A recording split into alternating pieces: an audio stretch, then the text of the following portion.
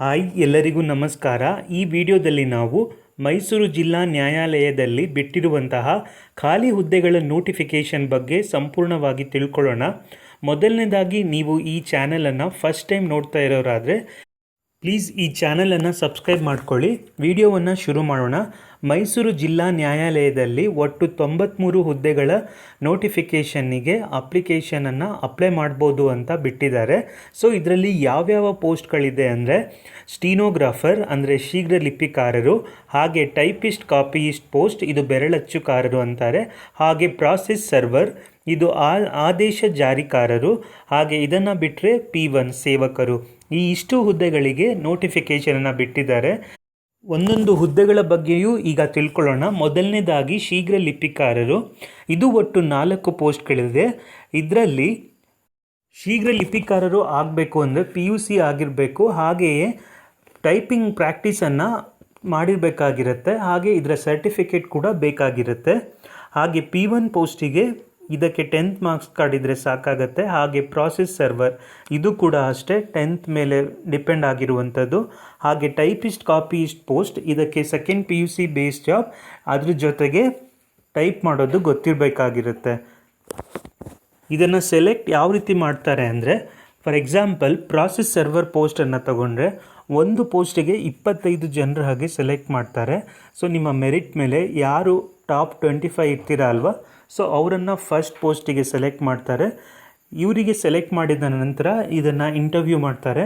ಹಾಗೆ P1 ಪೋಸ್ಟಲ್ಲಿ ಒಂದು ಪೋಸ್ಟಿಗೆ 10 ಜನ ಸೆಲೆಕ್ಟ್ ಮಾಡ್ತಾರೆ. ಈ ರೀತಿ ಸೆಲೆಕ್ಟ್ ಮಾಡ್ತಾರೆ. ಹಾಗೆಯೇ ಇದನ್ನು ಅಪ್ಲೈ ಮಾಡೋದು ಯಾವಾಗಿಂದ ಅಂದರೆ 28/4/2026ರಿಂದ 31/5/2026 ಅಪ್ಲೈ ಮಾಡ್ಬೋದು. ಹಾಗೆ ಫೀಸನ್ನು ಪೇ ಮಾಡೋದಕ್ಕೆ ಲಾಸ್ಟ್ ದಿನ ಯಾವಾಗಾಗಿರುತ್ತೆ ಅಂದರೆ 2/6/2026 ಆಗಿರುತ್ತೆ. ಹಾಗೆಯೇ ಇದಕ್ಕೆ ಫೀಸ್ ಎಷ್ಟು, ಹಾಗೆಯೇ ಕ್ಯಾಟಗರಿ ವೈಸ್ ಏಜ್ ಲಿಮಿಟ್ ಏನು ಅಂತ ತಿಳ್ಕೊಳ್ಳೋಣ. ಜನರಲ್ ಮೆರಿಟಲ್ಲಿ 40 ವರ್ಷವನ್ನು ಮೀರಿರಬಾರ್ದು. ಹಾಗೆ 2A 2B 3A 3B ಅವರು 43 ಇಯರ್ಸನ್ನು ದಾಟಿರಬಾರ್ದು. ಹಾಗೆ SC ST ಅವರು 45 ವರ್ಷವನ್ನು ದಾಟಿರಬಾರ್ದು ಅಂತ ಇದೆ. ಹಾಗೆ ಇವಾಗ ಫೀಸ್ ಏನು ಅಂತ ತಿಳ್ಕೊಳ್ಳೋಣ. ಜನರಲ್ ಮೆರಿಟ್ ಕ್ಯಾಂಡಿಡೇಟ್ಸ್ಗಳು 300 ರೂಪಾಯಿಯನ್ನು ಪೇ ಮಾಡಬೇಕಾಗಿರುತ್ತೆ. 2A 2B ಅವರು 150 ರೂಪಾಯಿಯನ್ನು ಪೇ ಮಾಡಬೇಕಾಗಿರುತ್ತೆ. ಹಾಗೆ SC ST ಕ್ಯಾಂಡಿಡೇಟ್ಸ್ಗಳಿಗೆ ಯಾವುದೇ ರೀತಿಯ ಫೀಸ್ ಇರೋದಿಲ್ಲ. ನೀವು ಯಾವುದೇ ಪೋಸ್ಟನ್ನು ಅಪ್ಲೈ ಮಾಡ್ಬೋದು.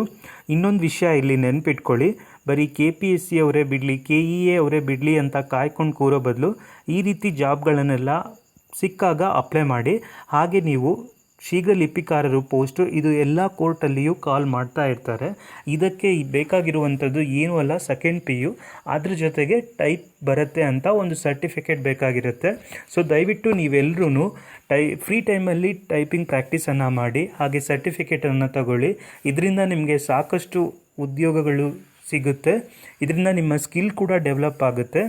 ಸೊ ನಾನು ಈ ವಿಡಿಯೋದಲ್ಲಿ ಮೈಸೂರು ಜಿಲ್ಲಾ ನ್ಯಾಯಾಲಯದಲ್ಲಿ ಇರುವಂತಹ ಹುದ್ದೆಗಳ ಬಗ್ಗೆ ಒಂದು ಐಡಿಯಾವನ್ನು ಕೊಟ್ಟೆ. ಈ ವಿಡಿಯೋ ಇಷ್ಟ ಆಗಿದ್ದರೆ ದಯವಿಟ್ಟು ಈ ವಿಡಿಯೋಗೆ ಒಂದು ಲೈಕ್ ಕೊಡಿ, ಹಾಗೆ ಈ ಚಾನಲನ್ನು ಸಬ್ಸ್ಕ್ರೈಬ್ ಮಾಡ್ಕೊಳ್ಳಿ. ಈ ವಿಡಿಯೋ ನೋಡಿದ್ದಕ್ಕಾಗಿ ನಿಮ್ಮೆಲ್ಲರಿಗೂ ಧನ್ಯವಾದಗಳು.